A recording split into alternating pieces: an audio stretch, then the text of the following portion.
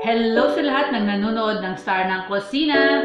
Today, tayo ay gagawa ng crunchy breaded pork chop.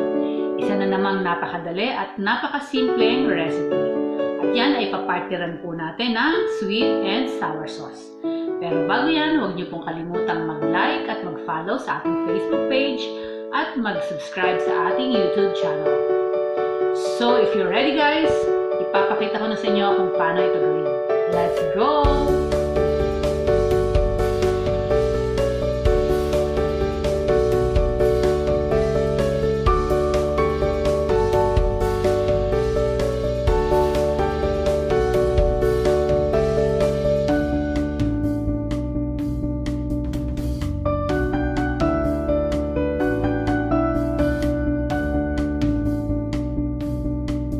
Para sa ingredients, kakailanganin natin ng mga sumusunod.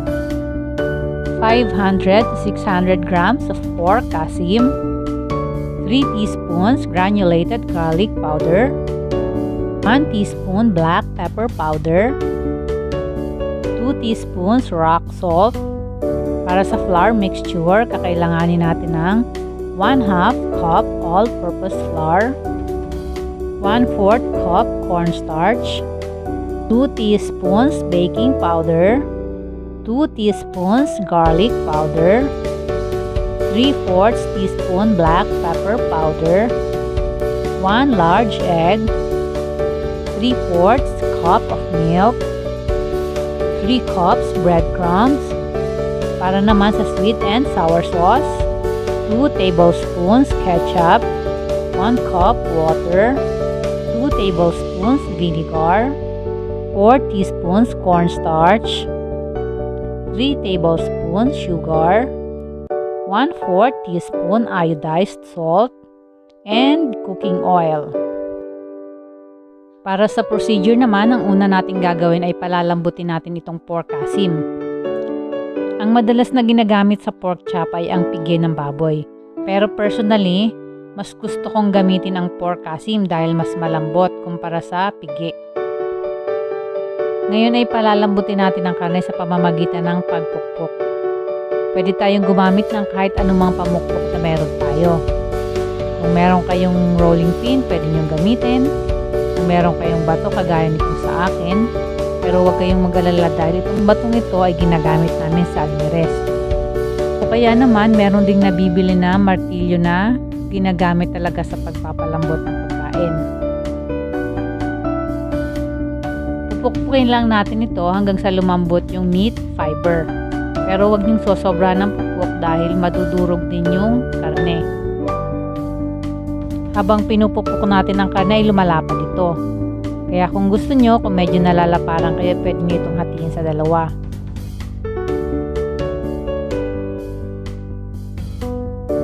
Pagkatapos ay rarab na natin ito ng pampalasa.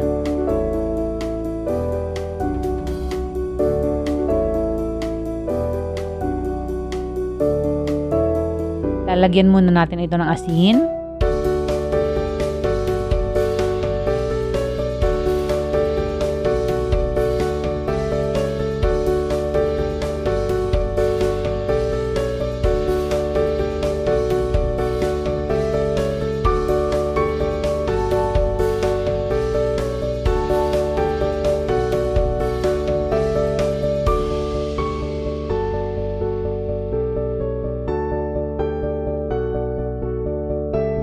After ng asin, ay lalagyan naman natin ito ng granulated garlic powder. Ang garlic powder ay mabibili natin sa mga grocery stores.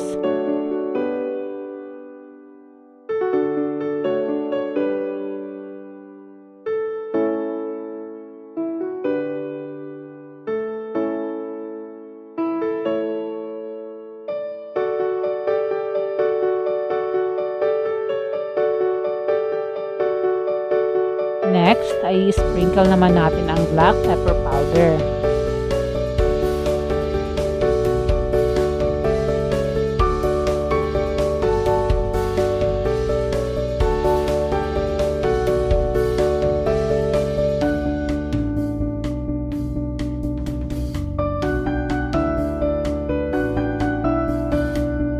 then Ngayon, irarab na natin ito sa meat.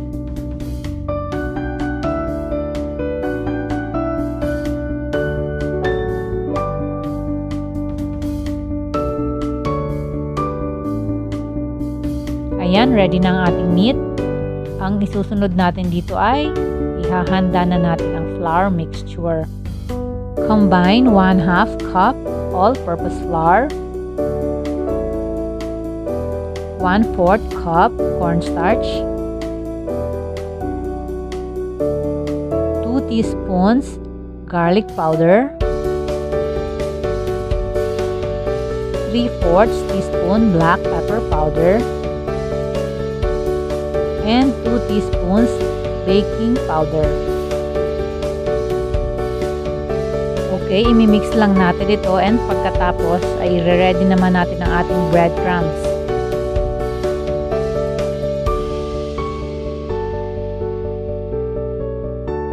Kakailanganin natin ng 3 cups of breadcrumbs at ito ang magpapakrunchy sa ating breaded pork chop. Next ay paghahaluin natin ang milk at ang itlog at dito natin i-dip ang pork chop bago natin ito pagulungin sa breadcrumbs.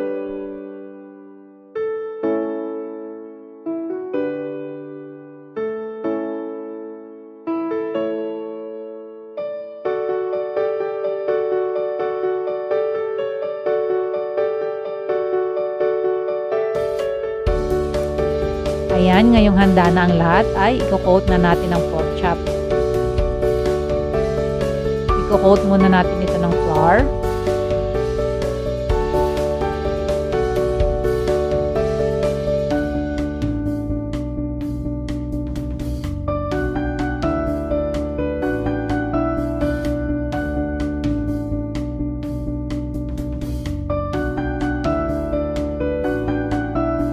Ayan, next ay didip natin ito sa itlog.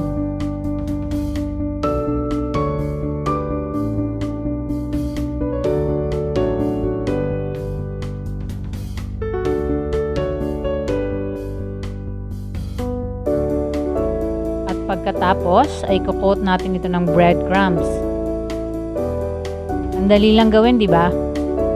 So yung mga mami dyan, pag sobra kayong busy at naghahanap kayo ng maluluto na mabilis lang, pwede nyong subukan tong ating crunchy breaded pork chop.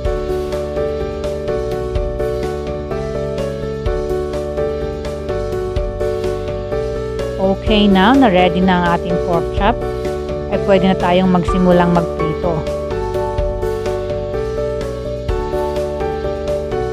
Magpapainit lang tayo ng oil at pagkatapos ay piprituhin natin ito over low fire.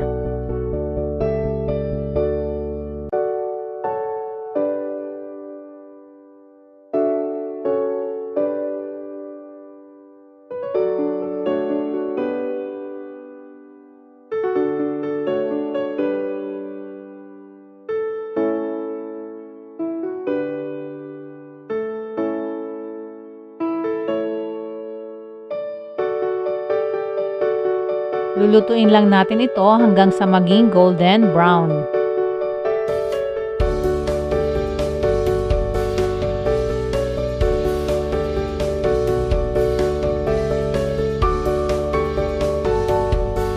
Next, ay ihahanda naman natin ang ating sweet and sour sauce.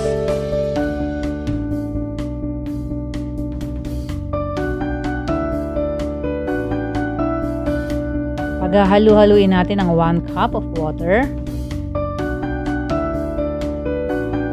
1 teaspoon iodized salt, 2 tablespoons vinegar,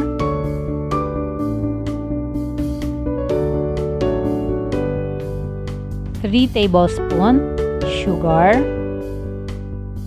2 tablespoons tomato ketchup or banana ketchup,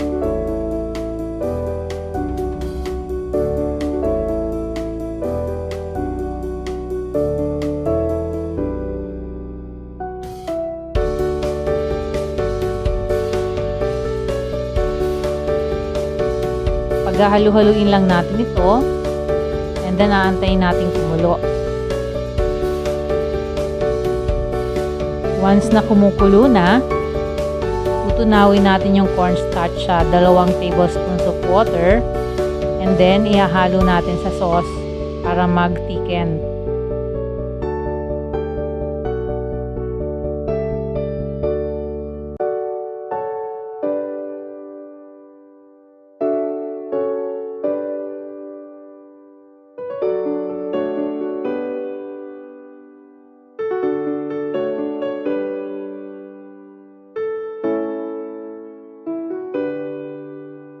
Nag-sprinkle din ako dito ng konting black pepper powder sa sweet and sour sauce.